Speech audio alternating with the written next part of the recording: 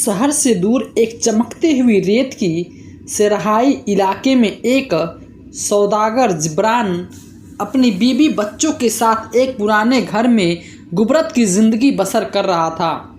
वह एक ईमानदार और मामला फहद शख्स था।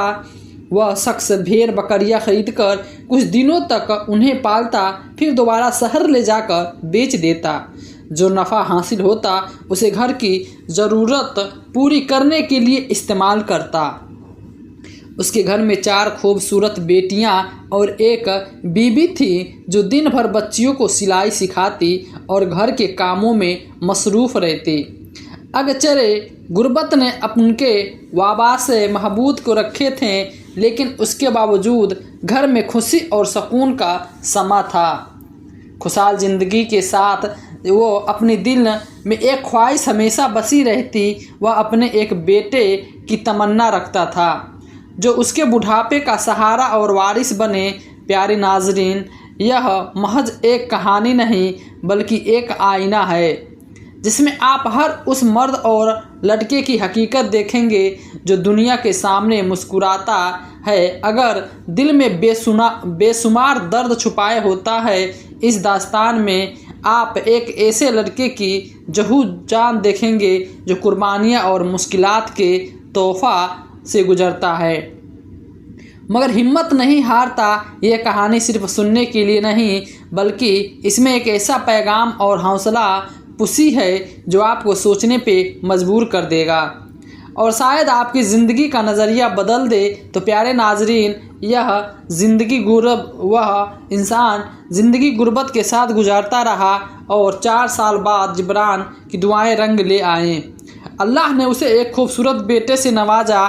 खुशी की एक ऐसी लहर थी जिसने पूरी घर में खुशी से भर दिया।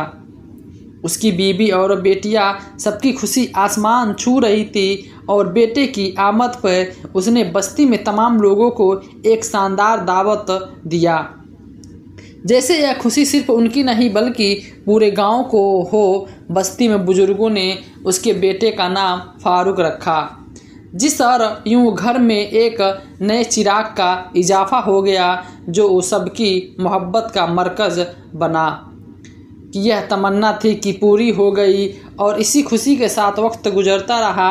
7 साल गुजरने लगे और फारूक पल भर में बढ़कर 10 बरस का हो गया। वह एक जहीन और खुश मिजाज बच्चा था जिससे पूरे घर में बाहर से आई हुई थी। हर कोई उस से बेपनाह मोहब्बत करता। अपने वालिद और बहनों की आंखों का तारा था। फारूक ने करीबी मदरसे में तालीम हासिल करना शुरू की और अपनी जहान से सबको हैरान कर दिया। हर साल वह पहली पोजीशन हासिल करता जिसमें उसके पिता और उसकी बीवी की उम्मीदें उससे मज़ीद वास्ता होने लगे और वह एक कामयाब इंसान बनना देखना चाहते थे। लेकिन ज़िंदगी की हकीकत हमेशा उम्मीदों के मुताबिक नहीं चलती। इधर उसकी बेटियां भी जवान हो रही थी और उसके लिए रिश्ते आते मगर गुर्बत आने आ रही थी। लड़के वाले आते, गुर्बत देखकर खामोशी से लौट जाते। जिब्रान के दिल में बेटियों की शादी की फ़िक्र बढ़ने लगी और उसके साथ ही वह खुद भी बुढ़ापे की दहलीज पे कदम रख चुका था। तिजारत अब पहले जैसे नहीं थी और जिस्मानी कमजोरी ने उसकी मेहनत पे असर डालना शुरू कर दिया था। वह एक ऐसे दौरा पे खड़ा था जहां एक तरफ उम्मीदों की रोशनी थी और दूसरी तरफ हकीकत की तख्त। और फारूक अभी बहुत छोटा था, सिर्फ 10 साल का। केवल खुद की उम्र थी। ऐसे घर के कामों में उसका हाथ मिटा मुमकिन ना था। लिहाजा वह अपनी कमज़ोर और थकी हुई हड्डियों के साथ घर का खर्चा संभालता और मुखफलिसत के साथ वक्त गुजार रहा था।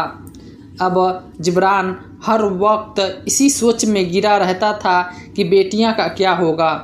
चारों बेटियां जवान हो रही थीं और उनकी शादी का बोझ उनके कंधों पर दिन ब दिन बढ़ता जा रहा था।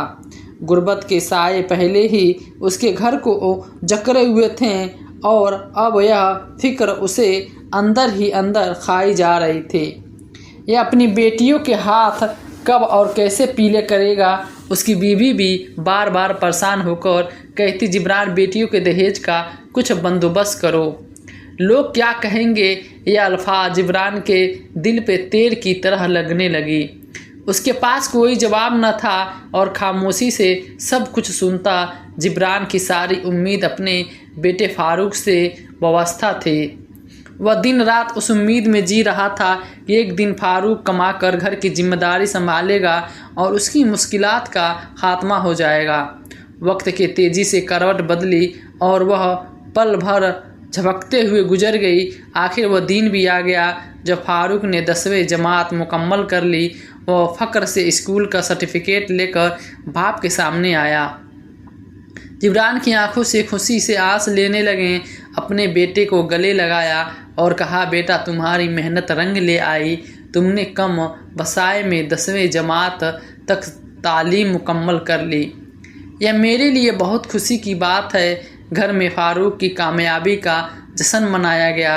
इसी खुशी में फ़ारूक ने अपनी माँ के करीब आकर कहा, अम्मा मैं बड़ा आदमी बनना चाहता हूँ।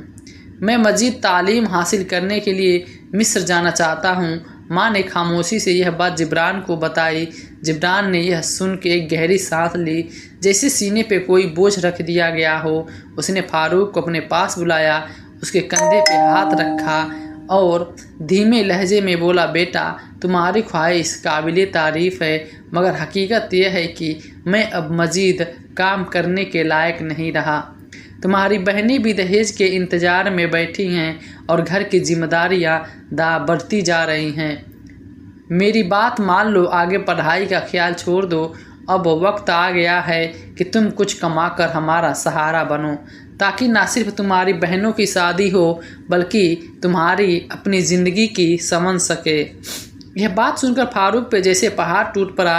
एक 17 साल का लड़का जो सिर्फ स्कूल और मदरसे तक महदूद रहता, अचानक इतनी बड़ी जिम्मेदारी का बोझ उठाना किसी गहरे सदमे से कम न था। वह दिन रात इसी कशमकश से मुतलता रहा। एक तरफ इल्म और तालीम की रोशनी और दूसरी तरफ घर के हालात की तारीकी जो उसके ख्वाबों को निगलने और तैयार थी। फ़ारूक ने बाप और घर के हालात के सामने रहते हुए हिम्मत न हारी। कई दिनों सोच और बेशुमार आंसू बहाने के बाद उसने खुद को संभाला और वालिद के सामने आकर बड़े पने मुहाजिर से कहा, अब्बा जान आप फिक्र ना करें, मैं कोई काम शुरू करूँगा।